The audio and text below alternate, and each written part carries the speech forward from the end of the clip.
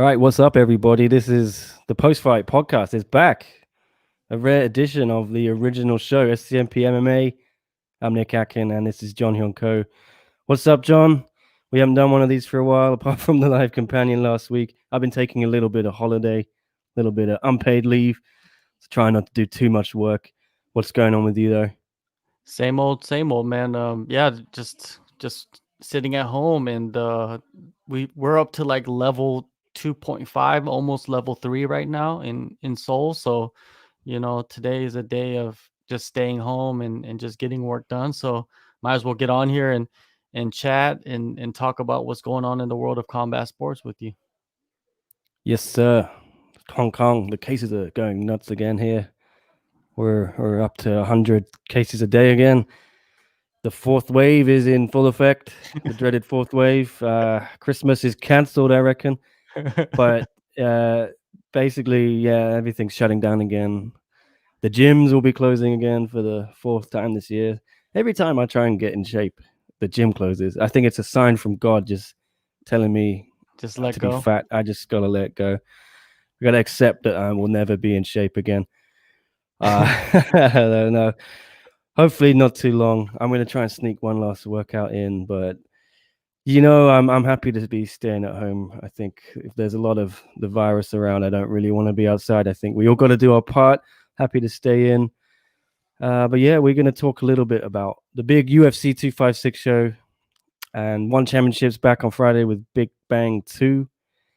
And there's a bunch of news we're going to get to. I think the best place to start would be these cuts. The UFC has promised about 60 cuts. It seemed to kick off with Jussier Formiga and Yoel Romero was a real surprise. And now today, Rachel Ostovich, they've announced, has been cut. John, this one not too surprising, I guess. No, this one is not surprising at all. She's lost 3 in a row. She hasn't fought in like over a year, and when she came back, she didn't look very good. Yeah, Rachel Ostovich was kind of a novelty, and if you look at her record, she's 4-6 overall, which is not a record that you see in the UFC. I think there's a couple other fighters that have records like that, but they're probably on the chopping block themselves. You never want to see a fighter lose their job, especially with the UFC. But this one actually kind of makes sense with what the UFC's protocol is when they cut fighters or release fighters. Um, Also, what's his name was released too? Yoel Romero. That one actually made sense. He's lost his last 4 out of 5.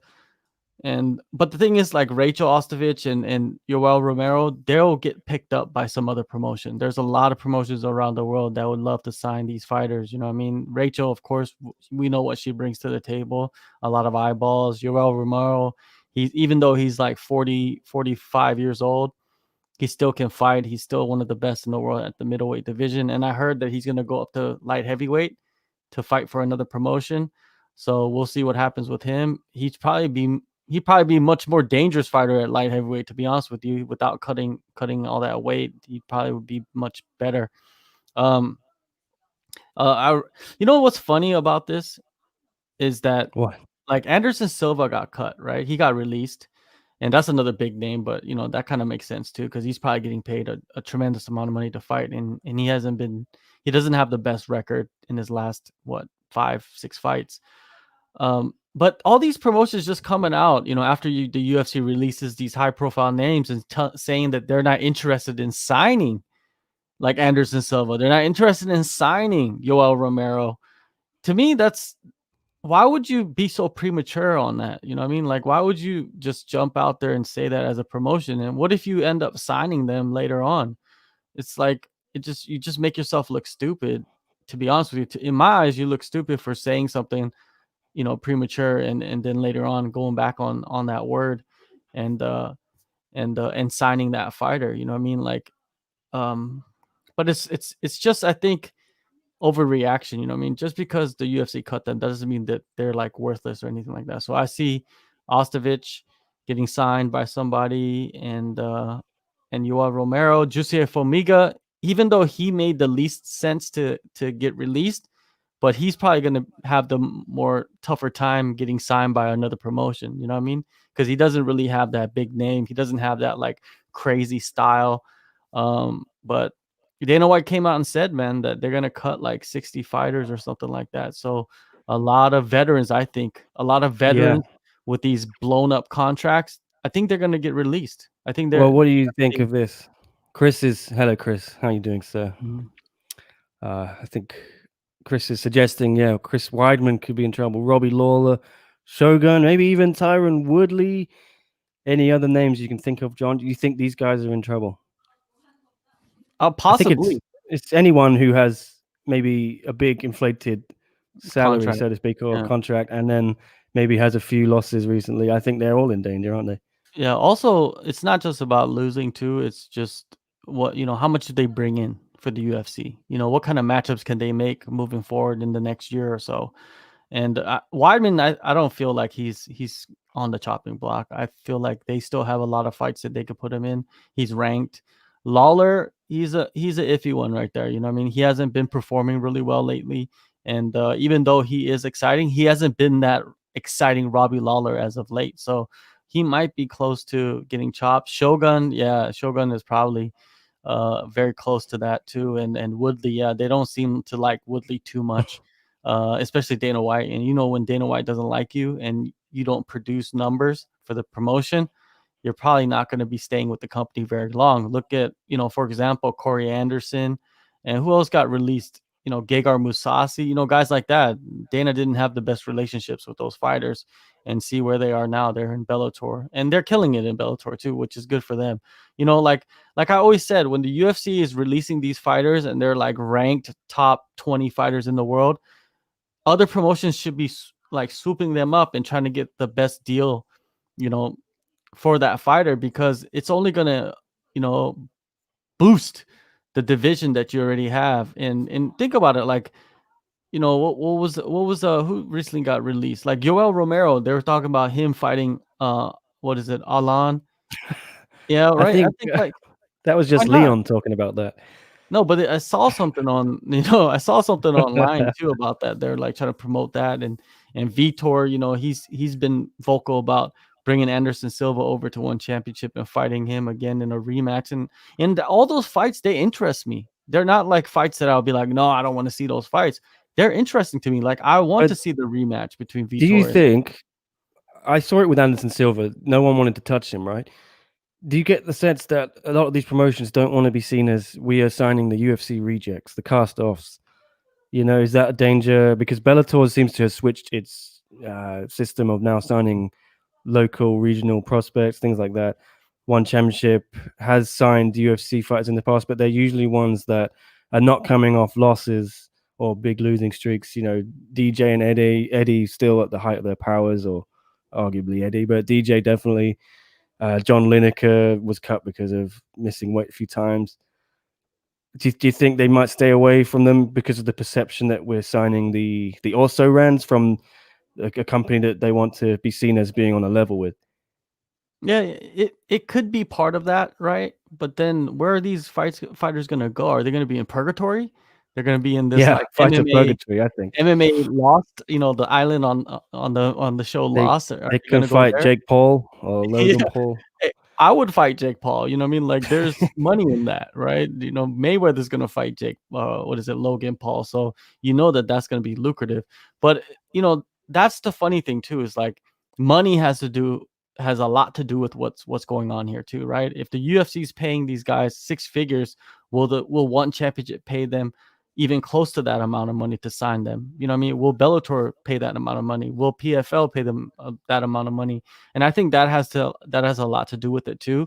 And what these fighters have to understand is, once you leave the UFC, you shouldn't expect to get paid as much as you did in the UFC, unless you are a Musasi, unless you are a Corey Anderson, where you're leaving the promotion on good terms and you're leaving there with a good record. You know what I mean? Not you've lost the last 4 out of 5, or you lost the last 3, and that's the choices that the promotion has to make. And also, I think it's kind of like a bargaining chip too. If the promotion say that they don't want to sign these guys that are getting released by the UFC, it also allows them to kind of lower lower the fee, lower the negotiating, the amount that they can negotiate with to pay these fighters per fight.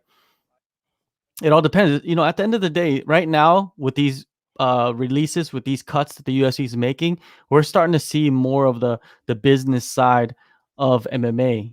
Because everybody was so focused on just the UFC and what the UFC is doing. Now we're getting to see what all the promotions are doing, what kind of strategies these promotions have. Like, what is the strategy of one championship?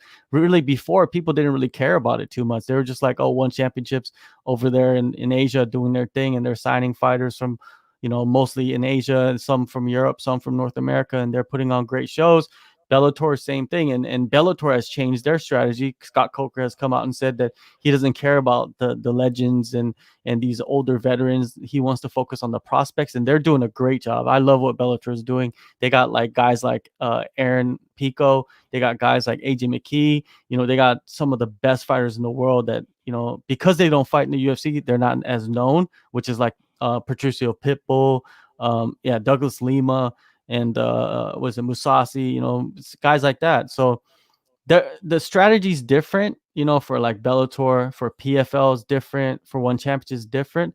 But I don't think that they should be closed-minded and say like, hey, I don't want to have this image like we're signing the cast-offs of the UFC, because at the end of the day, those cast-offs could probably produce a lot of eyeballs for the promotion, and maybe, create a great champion, because fighters, they're not done when they go on a losing streak. There's so many fighters that go on losing streaks and they come back.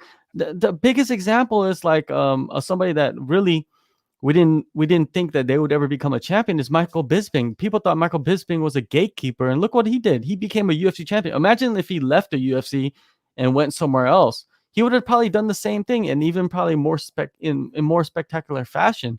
It's just these promotions, they can't be closed-minded, and they shouldn't care about what people think at the end of the day. You know what I mean? Like, I don't. Yeah. Wow. What's Sepulot saying? Hello, Sepulot. Good to have you back. I'm wondering what time it is in Canada. Must be the early hours of the morning there. Romero lost 4 out of 5, but they were against killers. He's still one of the best in the world. Whoever grabs him can get at least a few big events out of him, throw their prospects on the undercard. Couldn't agree more. I think the Romero cut is purely because of the money. You can't argue he's over the hill. The guys he's lost to, as Sepilot says, are killers. Champion Robert Whittaker twice, 2 decisions, Israel Adesanya decision, and then Paulo Costa arguably could have won some of those fights. I think Romero in particular is harsh, but what's going on, and it's pretty obvious, is they're trying to save money because of the pandemic. They've lost the live gates. They have this conveyor belt of talent, don't they, from Contender Series, just churning out fighters who will take 12 contracts, and it just makes business sense, doesn't it, John? Yeah, Romero, there's nothing that they could do with him now. Do they make him a gatekeeper and pay him the amount that they're paying him? No, they could pay a guy that's half the price and be a gatekeeper for the guys that are coming out, the prospects. Romero, he fought for the title multiple times and come up short every single time. I think the UFC doesn't see a good path for him in that division, in the promotion, and he could be hard to work with. You know what I mean? We don't know. We don't know if he's easy to work with the UFC. Is he hard to work with? We have no idea. But it seems like that the UFC weighed their options. They're like, hey man, we might as well just let him go. And it seems like bare knuckle boxing or bare knuckle fighting championship wants to sign him, and it's like, I don't understand. Like, I don't understand why fighters will go to bare knuckle boxing unless if you have no other option to fight in MMA and make as much money. I can understand that you're going to bare knuckle boxing, but if you're just going directly to bare knuckle boxing like Paige Van Zandt is doing, that really confuses me. But at the same time, Paige Van Zandt is getting paid more than anybody in the history of bare knuckle boxing. So, more power to her, and let her get paid. But yeah, it's just, maybe Rachel Ostovich can go there, huh? that's what I'm saying. I said that to somebody else the other day. I said Rachel Ostovich is probably gonna get cut, or she's gonna get released. And what's the best matchup for her is to go over to bare knuckle boxing and take on Paige Van Zandt in her debut. Both of those girls debut at the same time. Who wouldn't watch it? I probably watch that. Yeah, I think we saw with the. Did you see the pay-per-view numbers on the Jones Tyson 1.6 million? Yeah, Just that's I think, and this is as soon as that happened. Now you got this Floyd Mayweather. Was it Logan or Jake? Logan Paul. yeah, Logan Paul. I guarantee you, Logan Yeah, Paul is gonna make like 5 million pay-per-view buys. You know, they're doing this yeah, interesting model too, where they have like the early bird special where you could buy it right now yeah. for like $25. And there's gonna be a lot of good fights, I guarantee you, on the undercard too, and some interesting fights. So I don't know. It's to me, it's Looks like like I'm not freak hating shows this. are back in. Yeah, it's like Fight Circus. They started it all, man. These guys over there at Fight Circus, they're the pioneers of this. And hey, look, more power to him because Floyd wouldn't sign on to fight Logan Paul unless it was extremely lucrative, and it looks like it is extremely lucrative. And look at the odds; it's minus 5,000. That's insane. That's insane. Like, who would bet money on Floyd at minus 5,000? Like, there's no point. You might as well just keep your money. You know Floyd. what I mean? Floyd will put 5 million on himself. I don't Exactly. know what he would get on the return on that, but Yeah, someone do not the much. math. I think if you Um, put in like $100, you get like $2 or something. it's not worth it. That's like, man, that's a risk. That's a big risk, and you never know. Floyd Mayweather might slip on a banana peel and knock himself out. It's Yeah, just there it's seems to be some element of outrage at this, or they think it's a farce. who I'm cares? kind of indifferent to it. Yeah, who cares? If people are watching combat sports, I think it's good for everybody. If people are getting paid, hopefully it drives up money for everyone in the fight game. Because if you know you can go fight someone off YouTube or whatever, Yeah. make a load of money, why are you going to take a relative pittance to fight in the UFC? All power to them. Hopefully it spreads some money around. I think Chris is talking about Yoel here, saying he'd hate to see him in bare knuckle. No, you Uh, don't. I wouldn't hate to see him in bare knuckle. It's just like this is bare Romero, knuckle right? should be, yeah, bare knuckle should be your last option unless they're gonna pay you a lot of money. You know what I mean? Like if they're giving you cash and you are a prize fighter, you go over to bare knuckle and fight. You know what I mean? Because you could always go back to MMA. So I don't know. It? I could see Yoel going over to bare knuckle and fighting, but it's gonna be like, who is he gonna fight?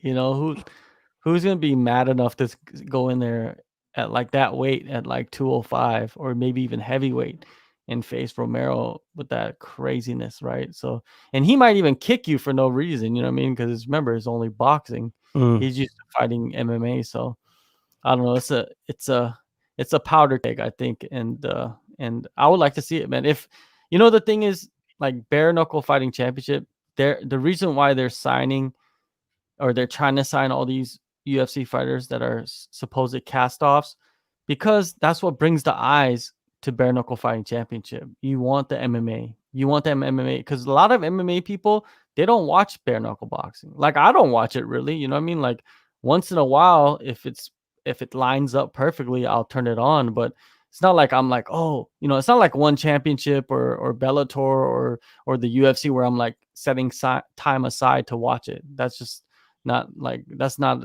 what I do with bare knuckle. But I think the promotion is trying to get that fan base over there. And if they do sign Yoel and they do sign a lot of these like Rachel Ostovich and stuff like that, I think they're stepping in the right direction of getting more fans in their corner. All right. What should we move on to next? I Let's move on to 256. Yeah, I Oh, think we'll. Sorry, I've got rid of you there. Back again. Yeah, we'll try and do a proper preview later in the week, but there's a bit of news we should get to, I guess, yeah, the around two five COVID six. stuff. Yeah, a few fights have fallen apart, as is the norm recently with coronavirus. Yeah, John, just talk us through who's off the card now. From what I've seen today, they just announced that Dwight Grant, tested positive for COVID. So his fight against Li Jingliang, the Leech, is off the card. Also, I see that Angela Hill tested positive for COVID, so her fight with Tisha Torres is over with. Carl Roberson tested positive for COVID, so his fight is canceled. And this card has been hit hard, because if we look at like what was the original lineup, you had Kamaru Usman versus Gilbert Burns for the welterweight title. Then you had Amanda Nunes versus Megan Anderson for the featherweight title. And then you had Peter Yan versus Aljamain Sterling for the bantamweight title. 3 title fights that were supposed to be on this thing that were canceled.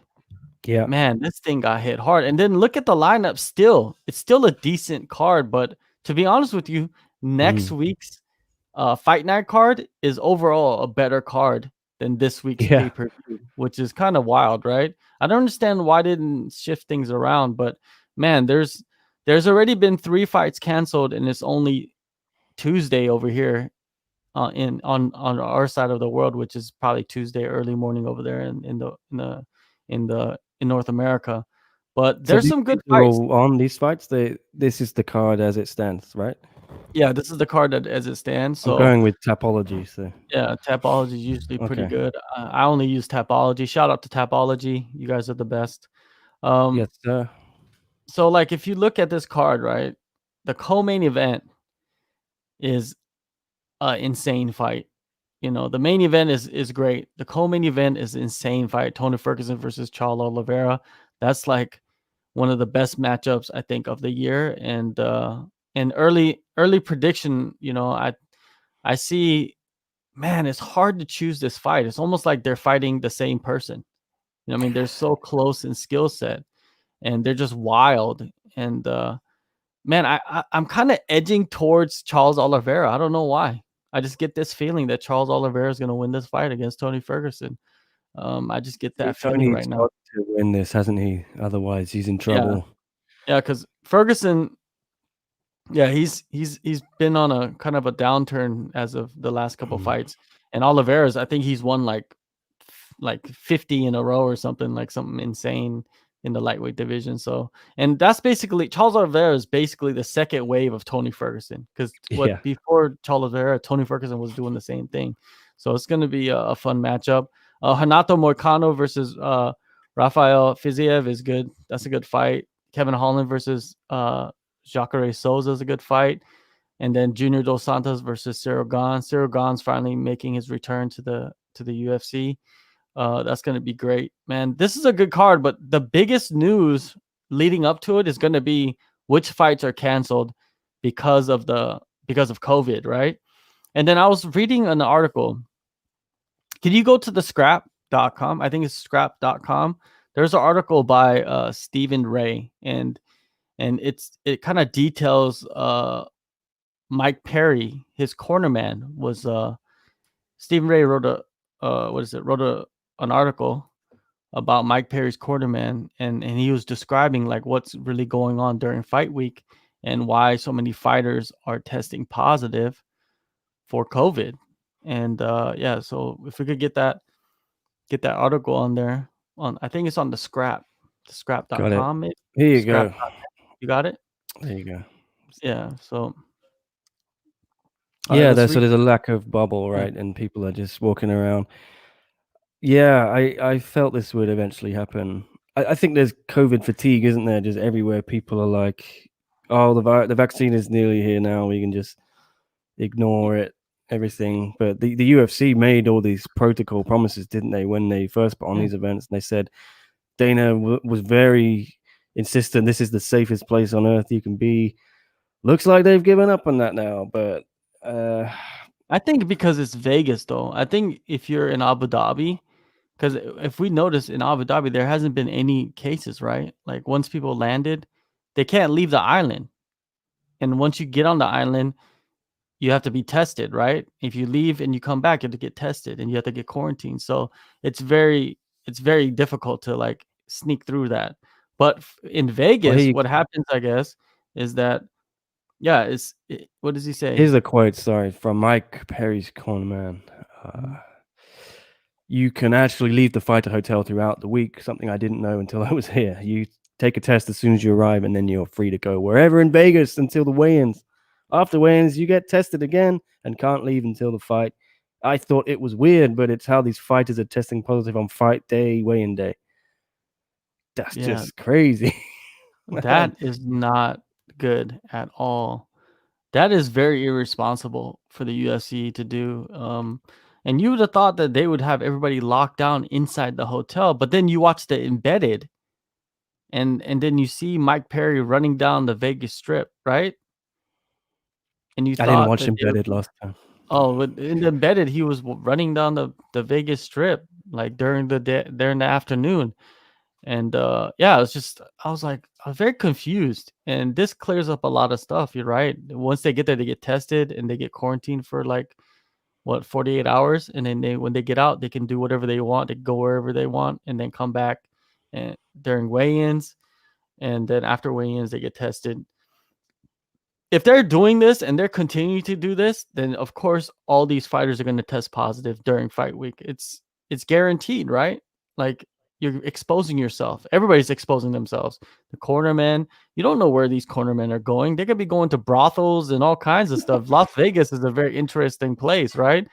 There's some shady things going down over there. So I don't know, man. Like to me, it's very irresponsible for the UFC. And if the UFC wants to have it like a well-oiled machine, this is not even close. Not even close to like being a well-oiled machine, man. They're making massive errors right there by letting Yeah. these fighters and coaches and whoever roam around Vegas. You know what I mean? And Vegas seems like it's a hotbed for infections too, because there's so many people just like concentrated in Vegas, especially in the gyms. And there's been a lot of fighters, from what I heard, that have contracted COVID during their like training, while in Vegas. And you just don't hear about it because it's not really our business unless it's like fight news, you know what I mean? Unless it's during fight week or something like that.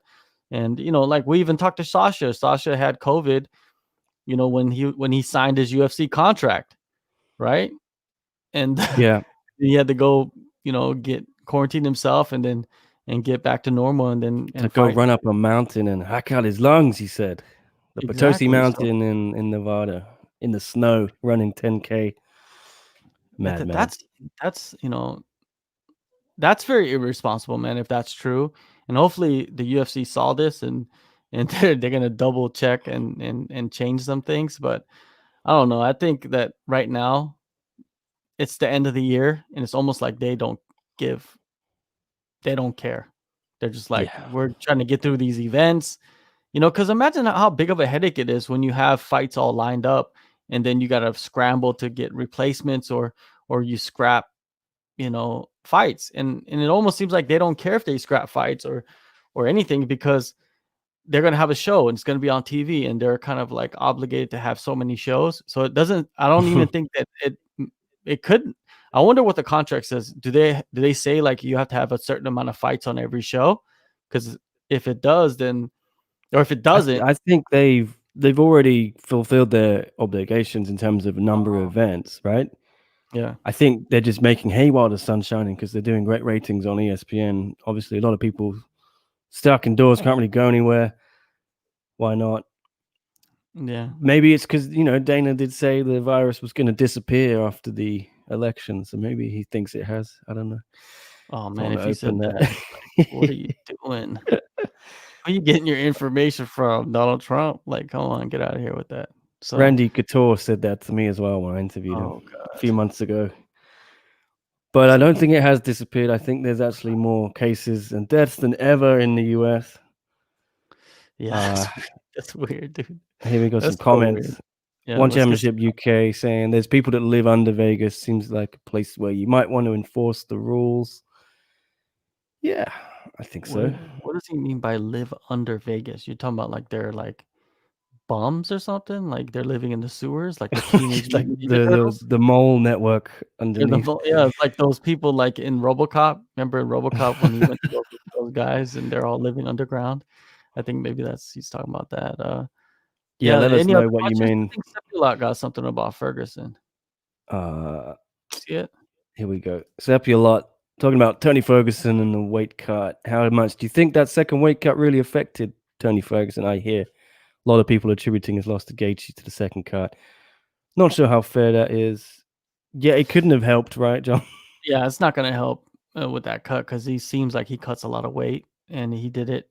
I don't understand like his logic of doing that 2 times, but he, I think it did affect him somewhat, but it didn't matter. Justin Gaethje was just more crisp, and he just followed the great game plan against Tony Ferguson. And Tony Ferguson, he didn't have the power to match him. You know what I mean? Like if you look at Justin Gaethje's losses, it's Mm, by guys that can match the power, right? And I don't think Tony Ferguson had that power. Who did Justin Gaethje lose to? There's Eddie Alvarez, who has power, and then Dustin Poirier, who has power, right? And and those guys were able to like land clean and flush and rock Justin Gaethje. And I don't think Tony Ferguson had that. And actually Tony Ferguson should have done what Habib was doing, is to go to the ground and to try to submit him, but he never did that, which was shocking to me. And then Ferguson, he fell in love with the stand up, man,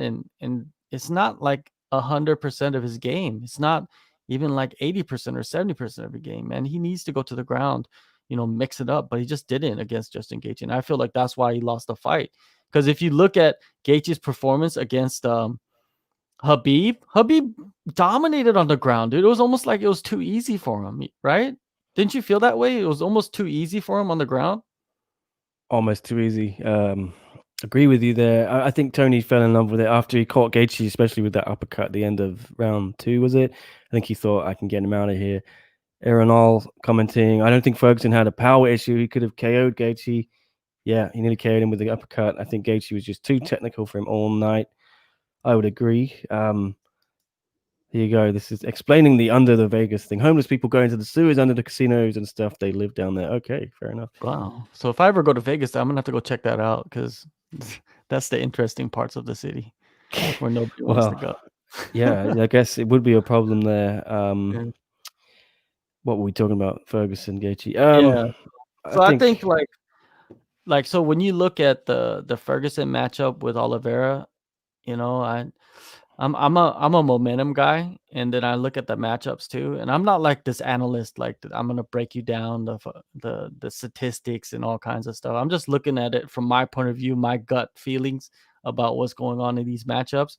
And I just have a gut feeling that Oliveira is gonna go in there and pull it off. I feel like he has the good enough ground game where he's not gonna get submitted, and he has the decent enough stand up to where he'll probably be able to outstrike Tony Ferguson, which is kind of crazy to say, but I feel like it's a possibility. And it's going to be a dirty fight, but I see Oliveira just pulling it out. I don't really see a finish in that fight. I feel like they're going to go all 3 rounds. Yeah, everyone, if you have a prediction for Ferguson against Oliveira, please leave a comment there. Tell us who you think is going to win, how they're going to win. Aaron All, again, is just going back to that, what we were talking about earlier, talking about fighters being cut from the UFC and these other promotions, seemingly not interested, saying, I think it's just a negotiation tactic by the promotions. They are showing that fighters need them more than vice versa. When Bellator and PFL say they aren't interested. You think that's it, John? They're just trying to come off as we're bigger than you, we don't need you, but secretly we will sign you. Yeah, it could be a way of trying to lowball the fighters, in negotiations. Because when the article came out about Yoel Romero and it said like PFL and Bellator is not interested, his manager Malki Kawa retweeted that article and said, "This is not true." So I don't know who to believe, right? I don't know who to believe, the manager of the fighter or the reports, because a lot of the times these reports, man, they end up not being true. A lot of these reports, and the Twitter world is just like filled with fake news, like all day, every day. So I I have mean, I've got to think that one championship would love Anderson Silva. That's eyeballs, especially from the US. That's money. You can make money off Anderson Silva. He's still really damn good, I think. The Mhm. losses he had were to like some of the best in the world, you can still get something out of him, I think. Other Yeah. ones we'll see. Romero, I'm not sure they would go near because there's no one really for him to fight other than like you said. The Ritter. Yeah, but do you want those divisions are very thin. Yeah. They're So very if you bring Romero, you got to bring a few others in with him to pad out that yeah. division. Bring a bunch of Russians in, some Dagestanis, We'll some see, huh? Chechens, but Yeah, yeah, Anderson Silva fits the mold. He fits the mold of one championship. He's a martial artist, it's a legend. Yeah, he's a legend. Number one, he's a legend. Number two, no, number one, he's an icon of the sport. Yeah, Like, like I always tell people, there's legends and then there's icons, and some guys, some fighters are both, and some fighters are just one of those. And I'll give you some examples. Like Anderson Silva is a legend and an icon. Like the guy has done so many things in that cage or circle or whatever you want to call it, to where he's beyond, like he'll be remembered for a long time, right? His run was insane. He has records that people are still trying to break right now. And then there's guys like Conor McGregor. He's an icon, but he's not a legend, because to be honest with you, you got to do a lot more than he did to be a legend. um a lot of people, talk about Henry Cejudo, and I don't think he's either an icon or a legend. He's just the guy that won some belts. But does that make you a legend? He does. He's never fought after that. If he comes back and fights a couple more years and does really well, then I feel like he could become a legend. But I don't think he'll ever become that icon status, even with the Olympic gold medal. I don't think people look at that as something as big. I don't know. And to me, Olympics don't really mean much to me, because I always look at the Olympics as just a crock of trash. Like I don't. I think like damn, I think like all these athletes are getting ripped off because yeah. the Olympic Committee is making crazy amounts of money. You know what I mean? But I don't want to get into that too much. But that's just my personal opinion about the Olympics. But anyways, yeah. And there's Chris Silva. saying Why don't you? Oh yeah, Yoel in one championship could become a 3-weight champion. I guess you're thinking middleweight, light heavyweight, and heavyweight.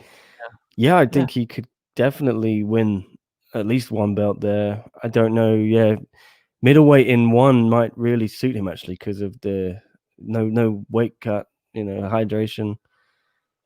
If he's gonna move up to light heavyweight elsewhere, who knows? We'll see. Yeah. Would Also, Yoel bring a lot of eyes? Do you think? Is nah, he that big? nah. I don't think he's that big, to be honest with you. I He'll think bring people would eyes, tune but he's in not who gonna. wouldn't normally watch one championship. You've got that DJ Eddie factor where anytime those guys are fighting, the numbers are astronomically bigger that I see Yeah, in terms of American eyeballs on the content I produce about one. I'm sure I one don't think championship sees Yoel those will do metrics that. as well. I don't think Yoel will do as well as him. I think if you get Anderson Silva in here, because think about it, one championship has had their eyeballs on Brazil somewhat, and that's why they signed Vitor Belfort, right? But imagine if you had Vitor Belfort and Anderson Silva pushing the one championship brand in Brazil. Why would that not help them? You know what I mean? Like, and then they could fight each other in Brazil for the rematch, the one championship debut. Why am I doing their job for them? Why am Yeah, I as doing their Chris says, job, Nick?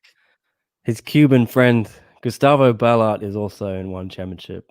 Yeah, but that guy, nobody knows Chris's who he is. favorite fighter.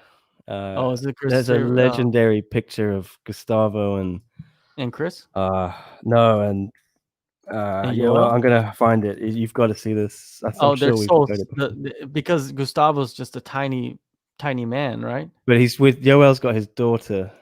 And his Uh, daughter's taller daughter's taller than than Oh, Gustavo. here we go. I found it. I love Gustavo. This is just you've got to see this picture. It's so Yeah, funny. I've never seen it. Um, yeah, it's so good. Oh, so they're about the same. Yeah. So Gustavo looks like Yoel's son, Yeah, basically. I love it. Well, I'd like to see Yoel in one. Aaron is saying I think the PFL is the best place for Romero. 5 fights for a guaranteed 1 million. Since he's getting up in age, yeah, he's 43 now, is he? He needs to Yeah. get fights in the shortest span possible. I think if Romero came to one, the fights they would do marketable fights instead of title runs like Nolani Romero and Belfort Romero. Yeah. I agree Yeah, do with you. you I think think that? PFL is the best spot for him. It's the most lucrative for him. Like, I don't think anybody else is going to pay him as much as PFL. And I think PFL could milk him.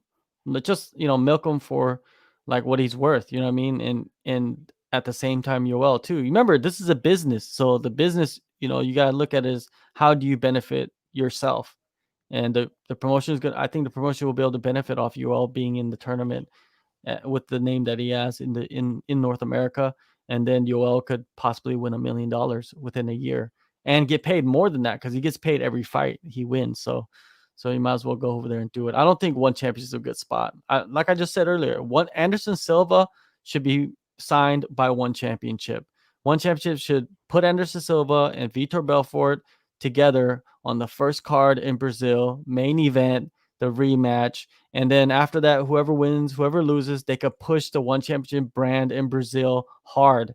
And who's not following either one of those fighters in Brazil? If you're a combat sports fan, you know what I mean? Who's not following these guys? Like Vitor and Anderson, they're like, But I feel one has done a abysmal job promoting their Brazilian fighters. You've got Adriano Moraes, who I just saw an article saying he hopes he can get his first sponsor if he what? beats DJ. The guy doesn't have a sponsor. This is a Brazilian champion in a big MMA organization.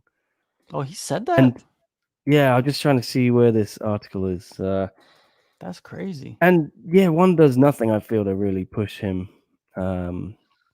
And they've got Cosmo Alessandro, who knocked Sage Northcutt out silly. An incredible KO. That guy hasn't fought since. They've done nothing with him. He only recently just re-signed with them. I feel they've dropped the ball on promoting those two guys in Brazil. I don't see that if they bring in Anderson, are they really going to do anything in Brazil? Well, they don't I'm even worried. need to push them though. That's the thing.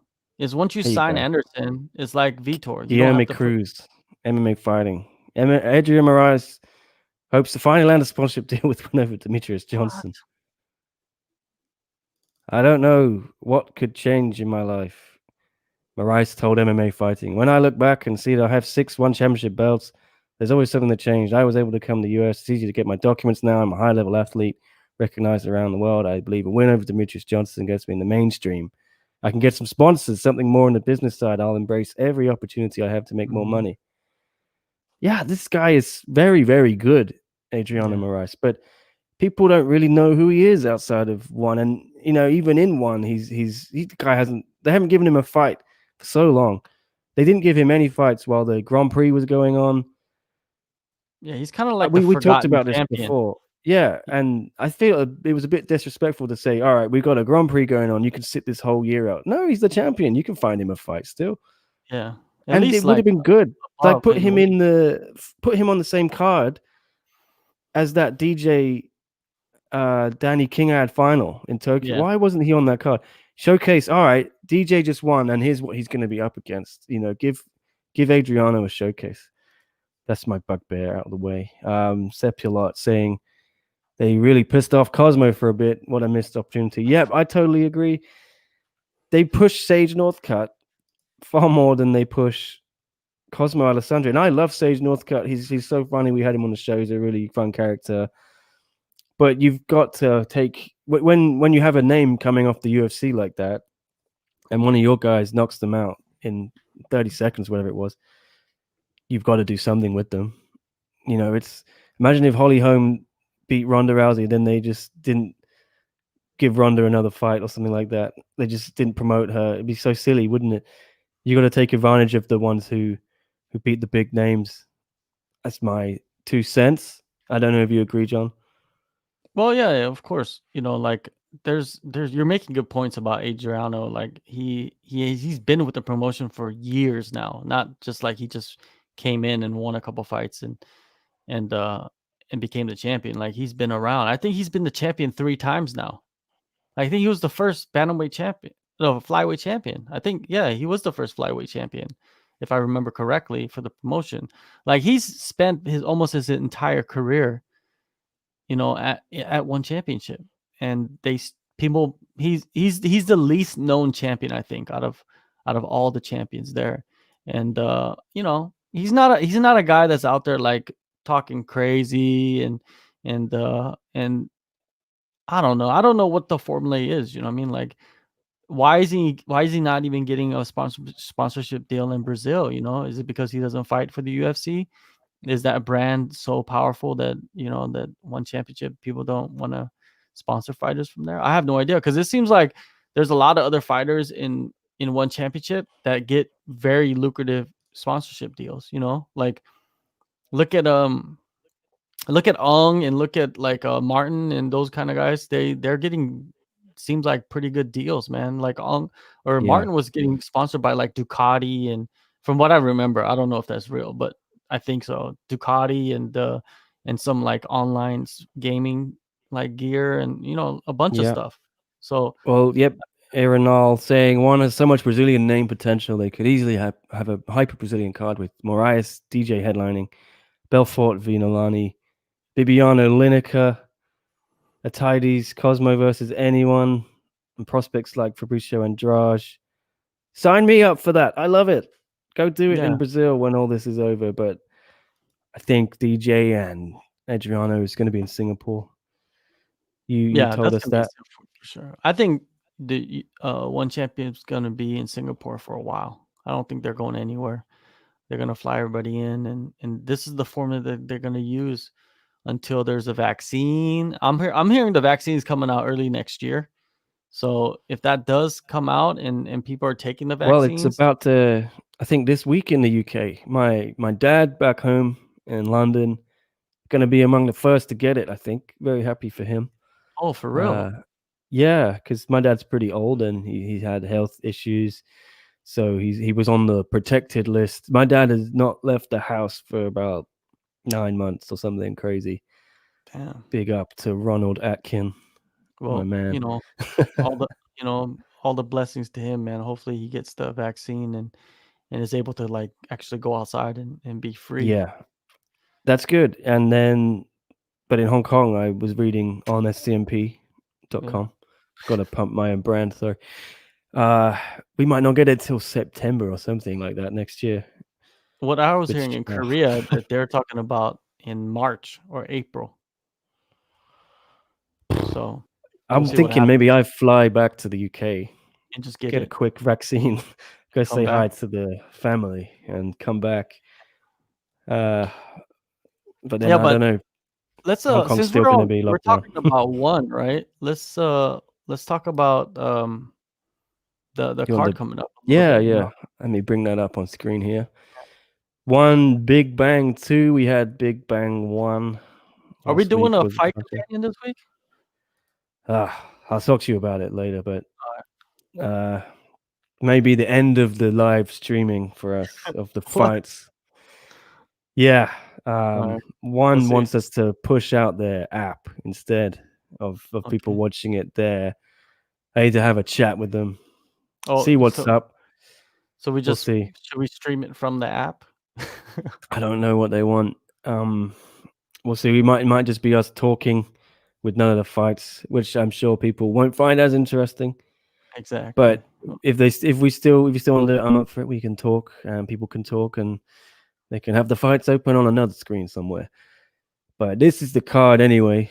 We'll figure that out later in the week. One Okay. championship, Big Bang 2, Friday 11th December, Singapore. The General Jonathan Haggerty's back in the main event against Taki Naito. We got Nikki Holtzkin on the card. Yeah, there's Agilantani's back. Some decent fights here, John. yeah, decent names, decent matchups. Is Haggerty fighting for a title shot here? Do you think Naito, if he beats Haggerty, he'll get a title shot? That could be a possibility, right? Is this to get another shot at Rodtang or what? Maybe, I think I, so.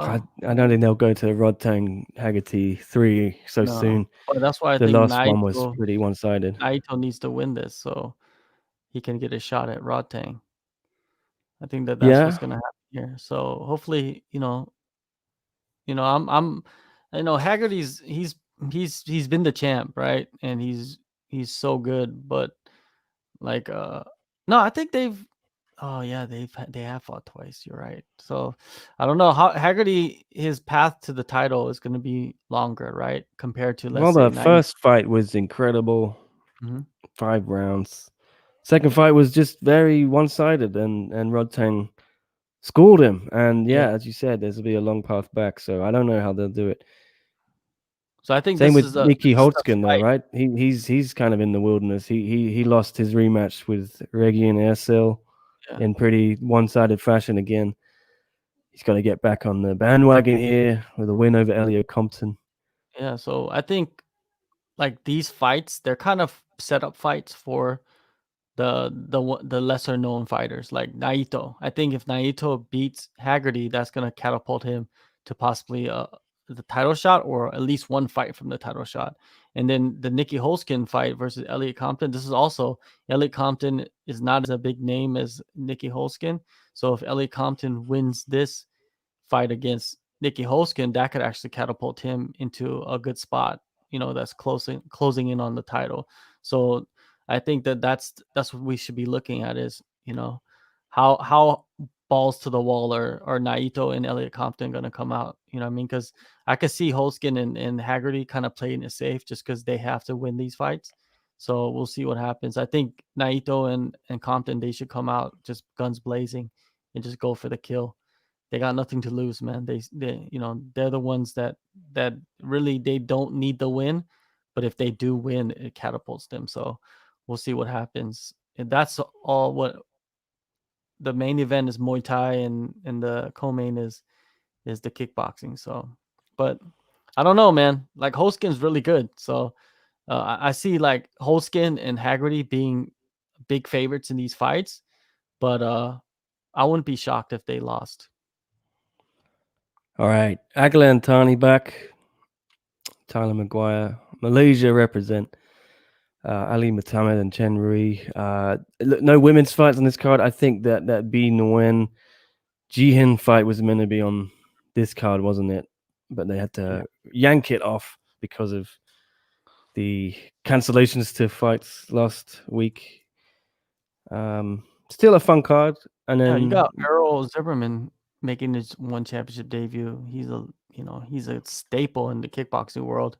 Interested to see what he does. I don't even know who this guy is. Raid Arade Appa, what is it? Appa kick? no idea. You know what I mean? Like, I don't know. But you got Tani versus McGuire in the welterweight division. I think that's a good matchup. Both these guys fought for the title. They both lost. I think they both lost against Ben Askren. Kazakhstan. I think Aguilar lost to Ben Askren as well. I think both these guys lost to Kazakhstan. Someone fact check us, Chris. You know Yeah. more. But Chris sees easy wins for Maguire and Ali Muhammad. I don't know if it's easy wins, man. Because He's one also thing asking about you, John. uh, Oh yeah, go ahead. but before we get into the Yeah, Tetsuya Yamada fight, yeah, Ali Muhammad, I've seen him fight live a few times. He's a very flashy striker, a lot of movement, a lot of like wild combinations, and I think like he's the favorites going into this fight. But the thing is, like, these Chinese fighters, we don't know much about them. You know what I mean? And that's the thing, is it's like so unpredictable with a lot of the Chinese fighters coming in, to where it's like it's hard to pick against any of these Chinese fighters because we have no idea what they're gonna bring. So I think this fight to kick off the show is gonna be fun to watch. I think it's gonna be one of those fights that's gonna get wild, and we'll see what happens with it. With Maguire and Tani, I think Maguire, he hasn't fought in a long time. He hasn't fought in a long time, and Tani is a little bit more active, I think, in the last year or so. So this is a hard choice, but if Maguire, if Maguire can mix it up against Tani, I think Maguire takes this fight. But the thing is, like, Tani, you don't know what you're gonna get from him. Like, I don't even know what his training has been like, because he was training over at Sanford for a while until I think before the pandemic happened. And now I don't have no idea what his training situation is like. I might have to look him up on like Instagram or something. So yeah, so that's the first two fights You are very mean intriguing. Aguilan? Yeah, Aguilan. Yeah, I think he's in Malaysia. Yeah, so we'll see what happens with him. But I don't know where, because I think he wasn't. I don't know what his training situation was like. I have no idea. I have to Yeah. find that out. But Maybe anyways, we'll with clear it up with him this week. We'll probably yeah, get oh, the fights have already happened, haven't they? So yeah. Well, we'll see. what What is it? about this? Kim Jae-un? John, yeah, Kim Chris was Jae-un. I asking you seen about Kim Kim Jae. I Jae. interviewed Kim Jae-un. It's on SCMP. I interviewed There him we go, last week Chris. before the Go fights, right? watch the interview Yeah. with John So and Kim Jong on he is chat. a power puncher, right? He has good boxing, decent, defensive wrestling. But yeah, he's there to knock your head off. And Tetsuya Yamada, he's a guy that's gonna want to take you to the ground and submit you. So basically, what it comes down to is who can keep it standing. It can Kim keep it standing. If he does, he wins this fight and probably gets the knockout. And if Tetsuya Yamada goes to the ground, can he keep Kim on the ground? If he can, then I see Tetsuya Yamada winning this fight. So I don't know, man. Like Kim, I've seen him fight live a few times, and the dude can scrap. He's hard to put away. And I think every fight that he's fought in one championship has been against like top 5 guys. Like he fought Rafael Silva in his debut, knocked him out. Then in his second fight, he fought Masushima, who is probably he was the title contender at that time, right? And he went to the third round and got finished by him. But so this one, Yamada's ranked number 4 in the featherweight division. So man, whoever's doing the matchmaking, they don't want any easy fights for Kim. So they must, think highly of him. So that's why they're giving him this matchup. So I think Kim, he might be able to get this knockout against Yamada. But Yamada is slick, man, on the ground. Like, and he's not like too terrible on the feet either. So we'll see what happens. But I like All right. Kim to stay on his feet and try to get the knockout. Aaron All, this card is a bit underwhelming outside of the main event. Not going to do the typical billions of viewers. Yes, I don't think there will be how many is it now? 2.7 billion Something like potential viewers. It went up this year. See if it goes up again in January to 3 billion. Yeah, not the best card, but always fun. Any event is fun to watch. These are good matchups. Like it might not have like the name recognition, but they're good matchups. That we're gonna get some good fights out of these. I think at least 2 of these fights will turn into like one of those fight of the night candidates. At least 2 of them, and then we'll get a couple exciting finishes. I feel. Yeah, and depending where you are in the world, it might be free for you on YouTube to watch. So what's the harm in checking it out? A couple of questions here. Seppi a lot. Oh, sorry, One Championship UK. Shout out. Have you guys heard anything about the GP? I don't know about you, John. I was told don't expect anything for a while. I was told that a couple of weeks ago. What? Yeah, I think what's holding it up is some legal issues surrounding Ham Shohei and the Ryzen situation. Oh. So yeah, Sepilot responded to One Championship UK, said that's a good question. Chatteries, a couple of weeks has turned into much longer than that. Yeah, this thing has dragged out. Something's going on behind the scenes with the contract Ham had with Ryzen, and I think Road is got some kind of part ownership of her contract, and it's a messy situation, John, isn't it? I thought the contract expired. I don't know. Isn't that what Anyone we heard knows? They leave a comment. No, man, because I was like, what? Like I had, like when Ham, like when they announced that, deal, like when they announced it, or they didn't even announce it. It's just like, people were I think talking about we Ham. announced it, didn't we? Well, you knew about it before anyone did, but we weren't allowed to say it. And then someone, Saki Kabara said it himself. Yeah. Yeah, the president of Ryzen, released that basically, and what he said that.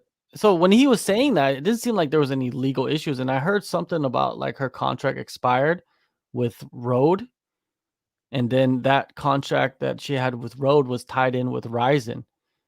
And once that all those, once that contract expired, basically her Ryzen contract expired, right?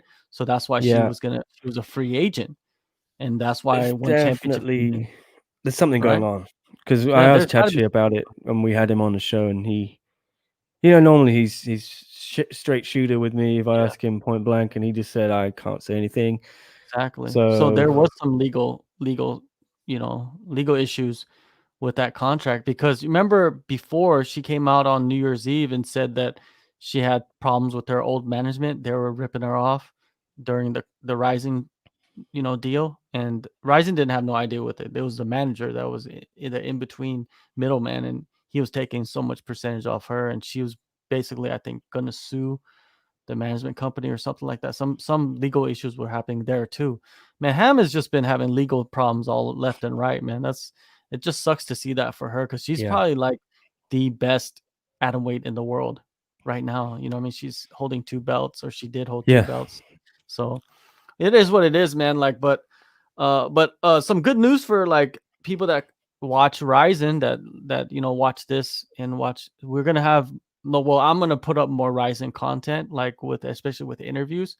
So maybe I'm gonna ask those people about. I'm actually trying to line up some interviews for the women that are fighting for the vacant atomweight title, the Ryzen vacant atomweight title. So I'm gonna have to ask them about that, because it's just it's confusing to me right now. But yeah, anyways, yeah, so look out for that. Look out for some more uh some content from there. that's Some cool. I look uh, forward to it. With and regards to the, go back, yeah, yeah, go ahead. With the GP, man, it sucks if yeah. they can't start that GP right away. It's like, I if think you they can't got to start it get right it away, then just put January, on right? fights. Yeah, Yeah, put on fights, man. Just start putting together fights for the atomweight because girls. Angela's in limbo Hmm. already. Yeah, She's giving birth in April. That date is fixed. yeah. So if this Grand Prix doesn't start till the summer or something, yeah, we're not going to see the belt defended or whatever for a year and a half, 2 years. How long's it been? It's not gonna It's be already good. been a year, over a year. It's been 14 months now since Angela fought, defended it against the Panda. So hopefully they figure that situation out. Want to get this Grand Prix rolling. Um, yeah, Yeah. and Other then than that, that's about it. what else we have? What else we have? We got a, what is it? A live chat coming up on Thursday morning. So if you guys want to hear Yeah, some more, who you got? Dan Tom, Okay, he works for MMA Junkie and a couple yeah. other websites. So he's Well, kind of a free. He does I like should be around to he's a help you real out analyst, if you want. huh? I should be around to help you out if you want He's this a real week. analyst. So Yeah, like he's a guy that we are gonna have on, that kind of really looks into tape and stuff like that. So it's gonna be an interesting chat to because he gives a different viewpoint on like how he looks at fights and stuff like that. And I like reading what he puts out. So we're gonna have him on the live chat, and then the week after that we'll have Mike from Odds Breakers, and he is the one who does the betting. And he's gonna. I'm gonna have so many questions, because probably you too, Nick. Right? You don't know nothing. Do you know much about the betting, like especially in North America? I have no idea. Like all these things that people bet I'm on. blissfully unaware of gambling, Exactly. especially So in MMA, because Mike, I wasted a lot of money on it before in football. I think he makes good money off betting and kind of breaking down fights and picking fighters, and parlays and stuff like that. So it's gonna be interesting chat, because he understands all of that, and he knows what to do. And then after that, I'm working on getting Nolan King with us. The Nice. last live chat of the year. I think he gets a weekly schedule, so like he doesn't really know exactly what his schedule was like the last week. So, but he says mark him in, put him on the calendar, and then we'll get back to it the week of the live chat to see if he can squeeze it in. But yeah, Nolan King, we'll get him in, and I've known Nolan for a while now, so yeah, I have to get him in and chat with him. I haven't spoken with him for a long time. But yeah, man, I think we still have some content left, even though the UFC is gonna kind of calm down. Is this show the last show of the year for One Championship? No, they have another live show on December 18th, my birthday, December Yeah, 18th. so You're turning it's his 33, so I'll spend my birthday watching one probably and hopefully talking about it with all you guys. And then they've got a second part. That one's called Collision Course, and there's Collision Course Part 2 on Christmas Day, which should be fun. Oh, To see really? the But it's numbers for that. pre-taped, so Yeah. it doesn't really matter, right? Yeah, but just I can't imagine too many people will be watching, but No. I'm up for But it's that. It could be Christmas fun. Day here, but it's actually Christmas. Oh, it's gonna be Christmas morning anywhere else. What a way to start Christmas, huh? If Yeah. if it's the morning and you're on the other side of the world, a few fights with your pigs in blankets, sausage rolls, whatever you have in the morning. That's what I do on Christmas mornings. Pigs in Uh, blankets.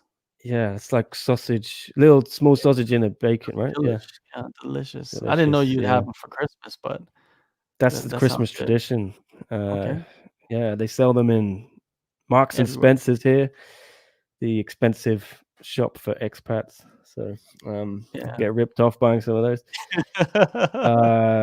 Yeah, we will have a preview this week, a proper preview, I think, of both UFC and one with Mr. Edwards Bailey. Chris, Adam H asking, are you guys still doing the shows where you bring on one fighters for live interviews? Yes, sorry, Adam. I have been taking a bit of holiday, some unpaid leave, which I just had to get out of the way. So I've actually tried to have a real holiday and not do any work. Normally I work on my holidays, but seeing as I'm not being paid this time, I'm going to do no work. Although I'm doing some work now, I guess, but it's just a bit of fun podcasts.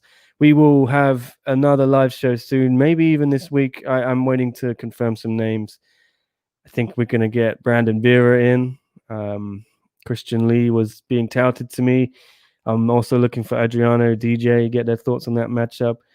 And I'm also trying to get Gary Tonin and Tan Lee on the same show and do a little face off. We'll see if it seems to be the way they're going for the featherweight title. That could be fun. What about Vitor?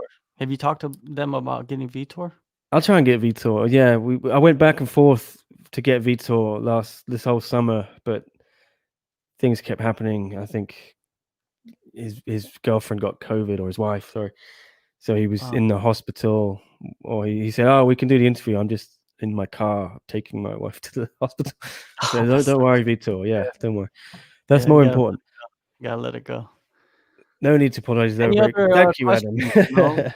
Questions, comments. We're about to probably shut this down. We've been doing it for like a little bit over an hour, which is probably enough. You know what I mean? But if you get Christian Lee to break his ultra composed shell, then that'd be an accomplishment. Yeah, we got Christian to talk last time, didn't we, John?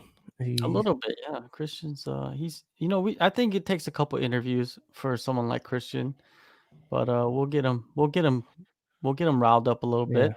We try to get Sage to come out of his shell a little bit, but he didn't break. But Sage is just Sage, man. Like, remember when we interviewed him, I asked him like what's like something that gets on your nerves, and he was talking about himself, oh boy.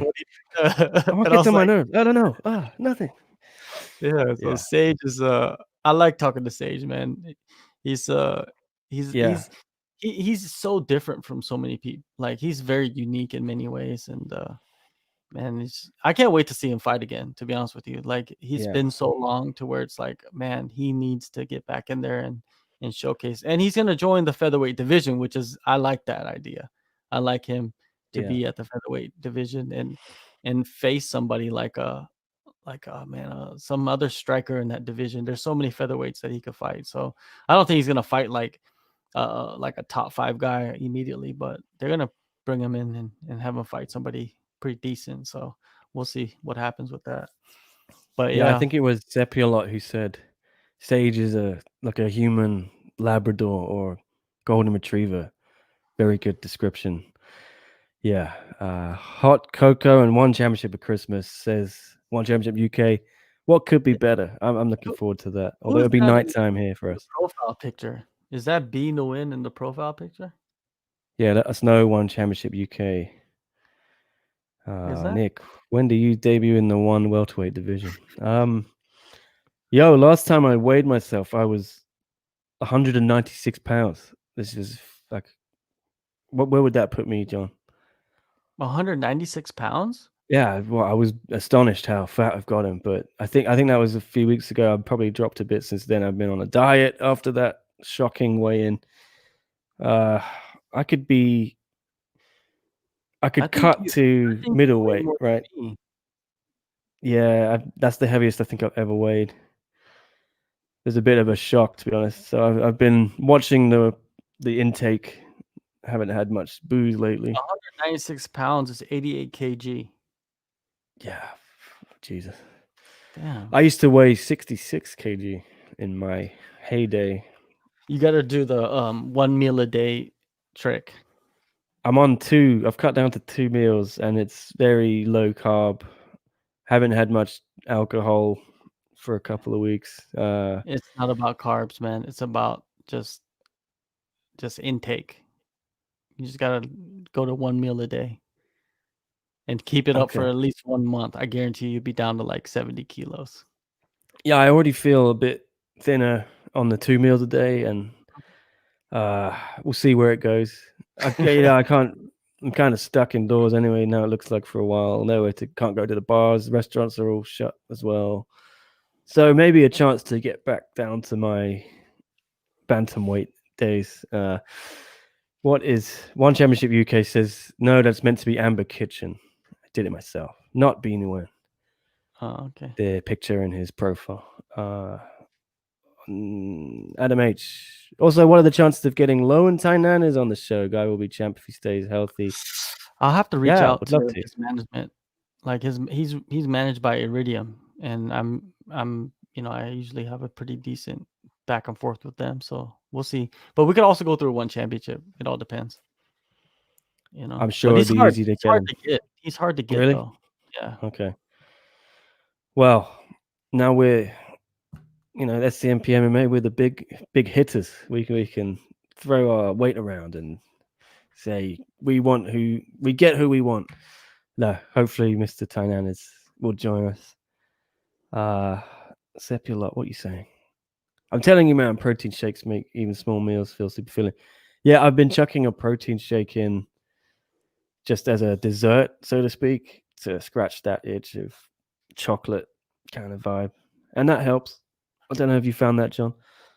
No, man, I don't drink any protein shakes. You know why? It's because once I drink a protein shake, I feel more hungry. I don't even Yeah, drink it anymore. Like, it's like my days opening of the gate. protein shakes is over, man. Like, now it's just about being thinner, not drinking protein shakes. Get Ham on here. Go to the source for the inside scoop. Says One Championship UK.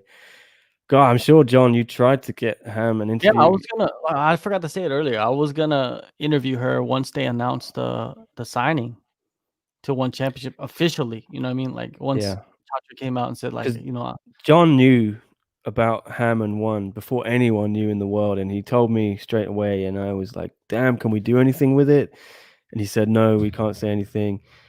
And I knew someone was just going to scoop us, and then Saki Kabara said it himself, didn't he? So that was kind of lame, but yeah, I don't think you Ham will think be that was doing. a tactic?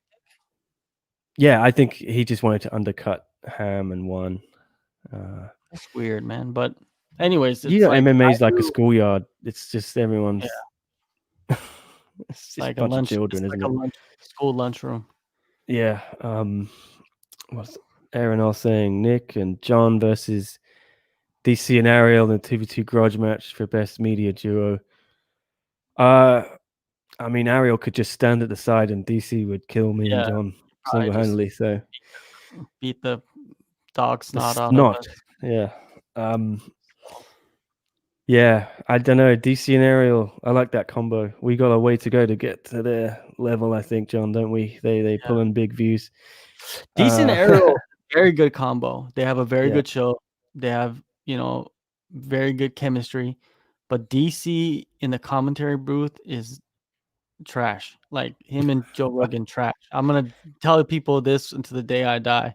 It's not because I don't like DC or Joe Rogan, because I listen to Joe Rogan's podcast, and I just told you DC and Ariel have a great show, but them in the like in the commentary booth, trash, man. Like they should never be there ever again. But the UFC is not going to listen to me, so I'm just giving my piece. Because a lot of people are like saying you're hating on DC and Ariel, and hey, we were talking about that during the fight companion, and then people commented on that Yeah, saying, I saw someone leave a comment yeah, saying, he's like, you're talking trash about DC and Joe Rogan, but you're terrible at commentating. We're not even commentating. yeah, We're not even commentating. It's a fight companion. You got to be an idiot to be watching that and saying that you're terrible at commentating. We're not commentating. We're just talking while the fights are going on. So I'm trying to find that comment. It was hilarious. But yeah, When it's was fun. It's funny. Like, like I want you to put in negative comments of whatever I say. You know why? Is because I don't really care what you put in. To be honest with you, I don't care about nothing. Like you could say whatever you want. Just I don't care. It's your opinion, man. Just like I'm talking right now, it's my opinion. So I'm pretty sure you don't care. But if you care enough to put a comment in about what I say, then good for you. But I'm not, whatever you say, you can say whatever you want. I've always been a person, I don't really care. Here it is. I found it. Yeah, he found the comment. It's just funny, yeah, because scroll down. Who was it? Abraham Lincoln. Oh, The Abraham Lincoln? Abraham Lincoln, the man yeah, that got shot in the back of the head. that's it. He's trying to talk trash to me. Come on, man. Yeah. Come on, Abe. It's hilarious how these people roast Joe Rogan and DC's commentary while simultaneously providing the most dreadful commentary I've ever heard in any combat sports broadcast. You all know what they say about throwing stones in a glass house. I think Chris came to the rescue here, said, "Not really commentary, it's a fight companion. If you want commentary, watch the official broadcast." My sentiment exactly. It's the truth. We're not commentating, we're just watching. And Abraham Lincoln, won't you be a real man and put your real face in the picture and write your real name? Because we know you're not Abraham Lincoln. Come on. You know what I mean? Like, that's not Abe. I hope not. From beyond the grave. Dead for 2,000 years or whatever.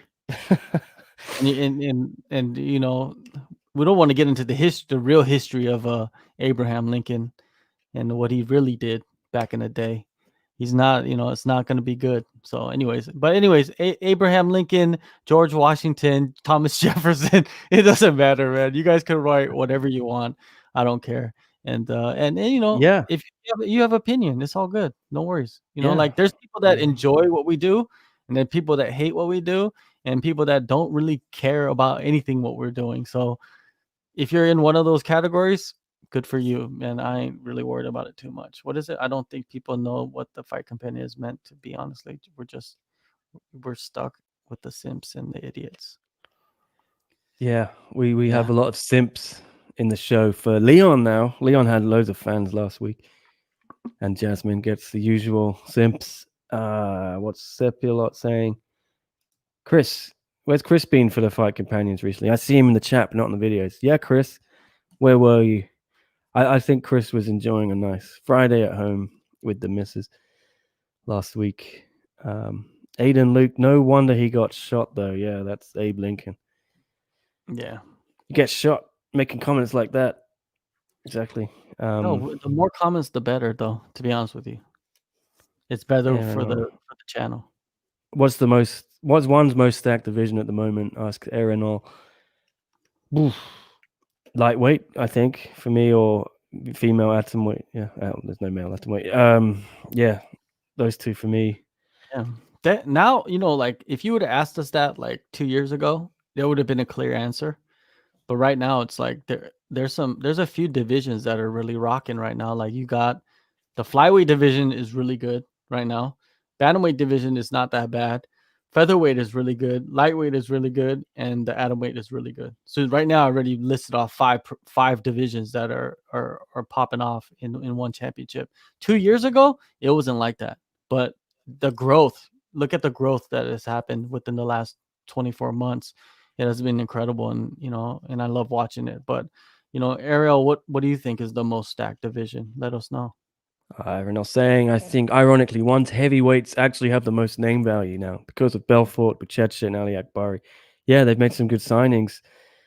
When are we going to see them fight? Amir Akbari's had a couple of fights cancelled his debut. Buchecha, I haven't heard anything about. Belfort, what the hell's going on there? Yeah, they do have the name value. We don't know when they're going to fight. The heavyweight division has been neglected, and they tell you that for years, but now it's looking good, and I can't wait to see it. I think Ali Abdelaziz, that deal they did with one, he's bringing a bunch of his guys over. Were you surprised John Verdum didn't come to one? Was that ever you interviewed Verdum? He's just signed with the PFL. Yeah, I think that he wanted to stay in North America because he was in negotiations with Bellator because he wanted to fight Fedor, and then after those negotiations fell apart, he signed right away with PFL. And I think financially, it's the most rewarding, and he's gonna get to fight a bunch of times if he continues to win. I think like 4 times or 5 times in 1 year, which I think that's what he wants because he doesn't have many years left. He said that he wants to fight for 2 or 3 more years, and that's it. He's already 43 years old, so he wants to fight until he's 45, 46, and add some belts to his mantle. So and if he adds belts, then he adds millions. So I think that works out at the end of the day. So yeah, Aaron also saying the most stacked division is kickboxing featherweight. Yeah, they've also signed a bunch of great kickboxers, haven't they? We saw some of that last Friday. Murat Gregorian, great fight that was against Ivan. Yeah, that division is good. I think the kickboxing is now really going to add something to these cards. There's a lot of name value. There were a lot of people in our live chat or the Fight Companion who were there for the kickboxing, and I haven't really seen that before when we've had kickboxing fights on these cards. We've normally just got the MMA fans, but that's cool if one can add. I think they've really sewn up the market, haven't they? They've cornered the market. How do you say it? yeah, they corner the market definitely. But the thing is, like they need to have these guys fight more often, though. Like they're not fighting that much, and especially these Thai fighters. You don't really see the Thai fighters coming over. And have we seen any Thai fighters on the Singapore cards? It's hard. You can't remember, right? Like, I'm trying to think. I'm not sure. yeah, because you would think like they would bring over at least Wonder Girl Fairtex to fight. You know what I mean? Like she told me she was going to fight before the end of the year. That's not materialized, I think. Maybe there's something that it might be hard to get Thailand fighters in. I don't know what's going on with the coronavirus Thailand is there. like they have almost the least amount of cases, I think, worldwide because they've isolated themselves so well. So who knows, man? Like Someone tell us if you know. Maybe they're gonna go to Bangkok again early next year.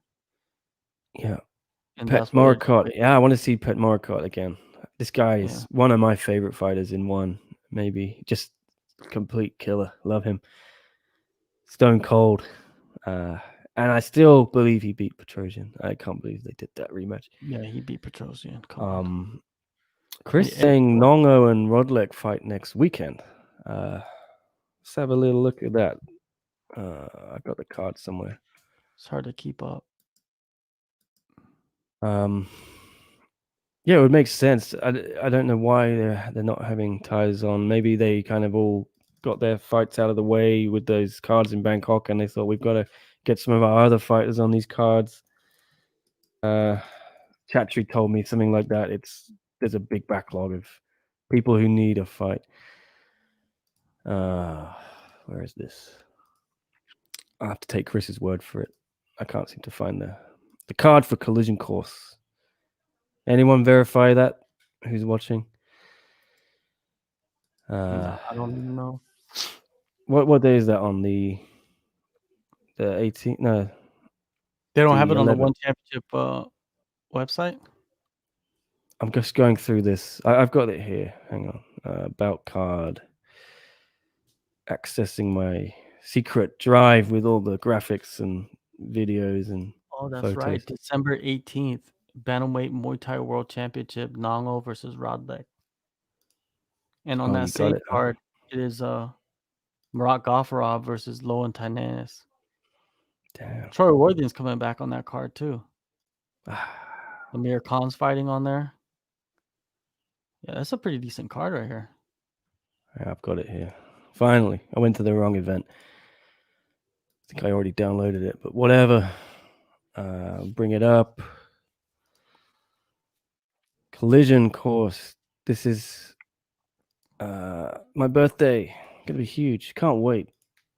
Last year, I was on my birthday. I spent in Korea. I'm not sure you must have been there, but we were in that train station for the open workouts. I was with Leon in a freezing cold train station in Busan, and I loved it. It was so fun. That You wasn't a must have been train there, station wasn't it? Or was it a for shopping the mall or open something? workouts. Yeah. Where was No, that that? wasn't a train station. That was just like some building, like some Okay. government building. It was weird. Fair. Like I don't understand why they had the open workouts in some government building. It's so Oh, odd. it's a government building. Okay. Yeah, but it Here was you like, go. oh, I got this card finally. Yeah. There you go. Nongo Rodlek fight next week. This is a fun card. I'm down for that. Little birthday fights. Who doesn't oh, like that? there's our answer. There's some Thai fighters fighting in the Singapore Yeah, card. there you go. Chris has it. Couple of questions here we can get to. Sepulot. Is one running out of cans to feed Ritu? If so, it might be time for a small step up in competition, kill the bee, or maybe an actual grappler this time. Yeah, we talked about it on the Fight Companion, I think. I'm very vocal in that, Ritu's competition has not been up to much, has it? I still think it's slightly too early for her to go into the Grand Prix because you don't want to, she's the big Indian prospect. They want that market in India. A lot of people obviously there.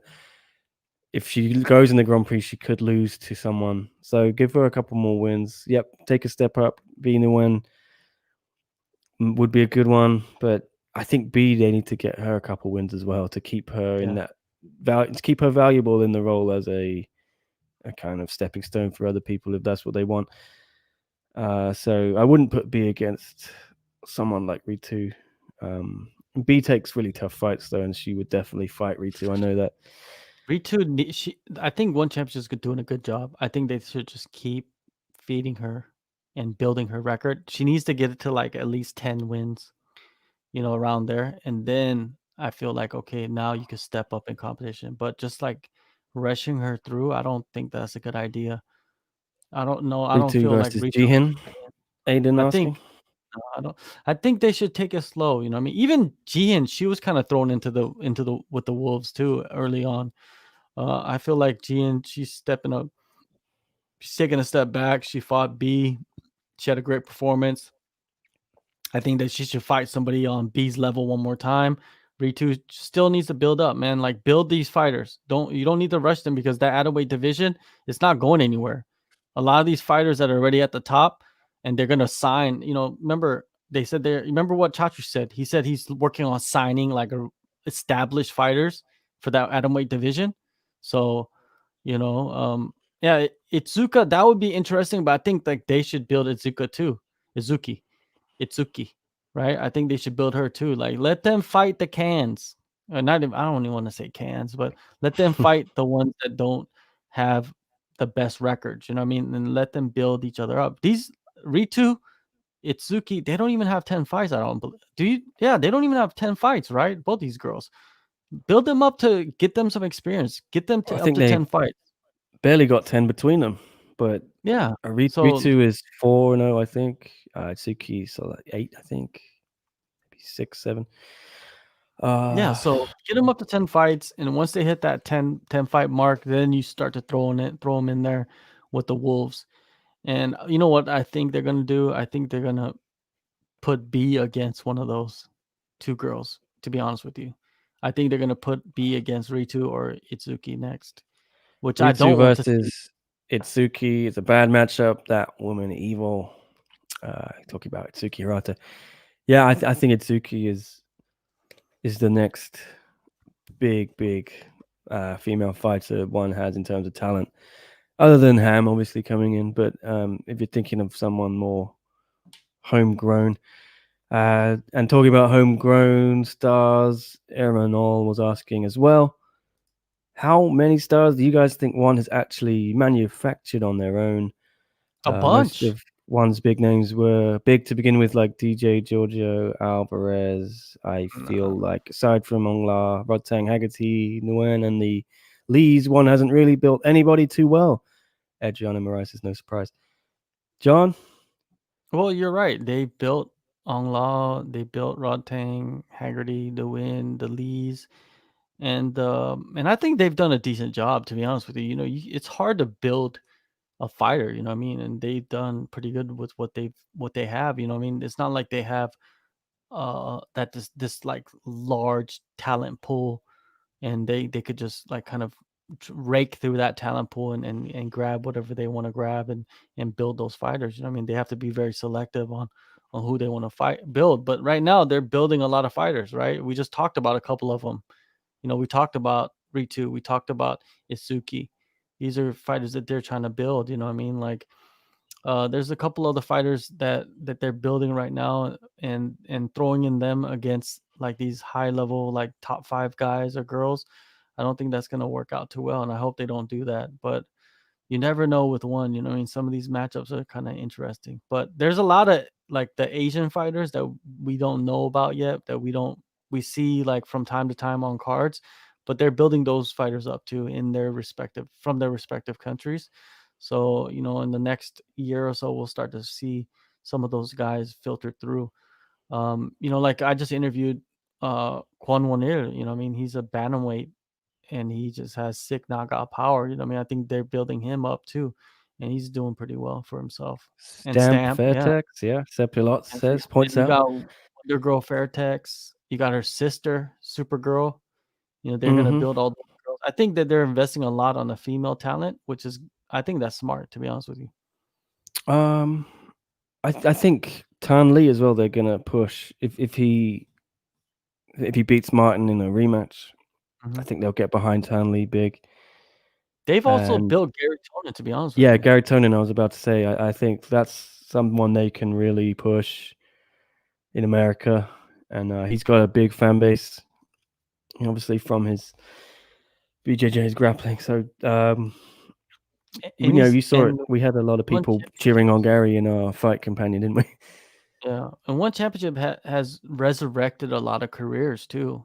Without one championship, I think a lot of these fighters, like let's say Shinya Aoki or Edward Foyolong, like these guys, they resurrected their careers with one championship. You know what I mean? Because without one championship, where would they be fighting? To be honest with you, like who would they be competing against? You know what I mean? They've had a lot of opportunities to resurrect themselves and become champions with one championship. I think that was great too. It's not always about rebuilding. Sometimes it's about giving established names Mhm. another another chance or another spot on the roster to prove themselves again, and they've done that a few times. Yeah, and there's going to be a lot more coming through, I think. Adam H asking, any news on building middleweight and light heavyweight? Need more of the big boys. No, I haven't heard anything. Seems to be their last priority at the moment. I This think is they're Asia, like yeah. there's not many people walking around that's middleweights, light heavyweight, even heavyweight. It's like welterweight is a big person in Asia. So yeah, I don't see that. I think that's their last priority. Um, Aaron All asking, do you think one has a chance to break into the Japanese market, especially if Ryzen folds? I don't think Ryzen's gonna fold, so you're gonna have to go in there and compete with Ryzen. But Ryzen is just they have such a foothold on Japan. But One Championship is doing a great job of like pulling talent out of that country. They do have a lot of good names from Japan, and their shows look like they've been successful, right? You were there in Tokyo when they had the back to back show, and was it one day? One day, one glorious but Yeah, that must tough have been a day. strenuous day right there, that one day. You know, like Yeah, media, that's like that's not even like the heaven. That's like the worst scenario is having 2 shows in yeah. one day because it's not like a Especially, fighter. especially with a rotten Typhoon hangover and a and a typhoon. Yeah, typhoon, like, yeah. about to just blow up the whole spot, right? So, Because there was a typhoon, yeah, we were all stuck in the hotel the night before, so we just like, what are we gonna do? Let's get a drink. bunch of booze from 7-Eleven and do a Yeah. podcast and drink. Yeah, and Did then you know 7-Eleven originated in Japan? I think someone told me that when I went there once. Yeah, and That's because I'd crazy, never right? seen a 7-Eleven. The first time I ever left Europe, I went to Japan like 5 years ago, something like that, and uh, God, I was like, wow, these things are crazy. What do you call them? 7-Eleven? And then Yeah, 7 days a week. I don't know. I don't even know what it's called 7-Eleven for, but the thing is, like, I grew up in the States, right? And 7-Eleven is just 7-Eleven, and I thought 7-Eleven was an American company, but what I yeah, found out later, moving back here to this side of the world, is that 7-Eleven was originally a Japanese company that an American company bought, and now it's everywhere. Like, there's 7-Elevens in Korea, there's 7-Elevens everywhere, man. Just they're all over Hong Kong, and I love them. I love you can just go there at yeah. 2 But a.m. like I did last night and get like a Diet Coke and some cigarettes, whatever. It's perfect. Yeah. well, Aiden, look what Aiden says. I don't Um, understand why Tension didn't sign with 2-1. It's because Tension probably doesn't see the need to sign with one right now. You know what I mean? He's still very young and he could fight guys in Japan all day, every day, and it leaves him open to go box, you know, to go do anything. And it doesn't seem like Ryzen is like holding him under exclusive contract. So Tension, if any opportunity comes up for him, he's able to leave and drop everything and focus on that. And only Ryzen was able to bring in Floyd Mayweather to fight Tension. Like, I don't see any other major promotion being able to do that right now. So I think like the Tension and Ryzen have a very good relationship, and even though you've seen Tension at one championship shows, I don't think he's gonna sign with one championship anytime soon. But you never know, man, like the business handling stuff, so, you know, we'll see what happens with Tension, but I would love to see him there, but it doesn't seem like there would be a division for him, right? He's too small. we'll see. See how it Maybe plays flyweight. out. Blaze on the vid. Jasmine saying, "What did I miss? You missed everything, Jasmine. We're almost done, Jasmine. We're pretty much done. Sorry, Yes, you're too we're late done. over in We went Georgia, like more waking than up." an hour and a half. We're just Yeah. are we just getting started? I don't know. I think we're out of questions, so Yeah, probably out of time. yeah, we're out. We're done. Yeah. See you all. We'll do a preview, me and Chris, I think, or Chris and I. Let's get The that correct. analyst. Chris the Yeah. analyst. Well, yeah, we'll get previews for UFC, for One Championship, Big Bang Mhm. 2, and we'll have John's live show on Thursday, the post fight live chat with Dan Tom, and then Friday we'll have a fight companion in some form. May not have the fights on there. Need to make a couple of phone calls and figure that one out. But we will be here talking about the fights in some form at least, and we would love to have you here watching and talking about it with us and leaving comments as usual. If you haven't, please like and subscribe as usual. And John, thanks for doing this today. What are you No gonna worries, go man. do now? I'm gonna have to go edit some interviews and post them All for right, tonight on the SCMP MMA YouTube channel. sweet. Please Well, go and subscribe. yeah, I still have a few more days of holiday, so I'm gonna try and take it a little easy. Wait, update us when you finally throw down with Ariel Hawani in the Take All Showdown. We'll try and book that fight. I don't think Ariel will take that fight. He doesn't want Yeah. these hands. Can't If take he's this not gonna heat. fight the show, he's not gonna fight us. Come on. Yeah. All right. Anyway, thank you so much for everyone watching. We'll see you all again next time.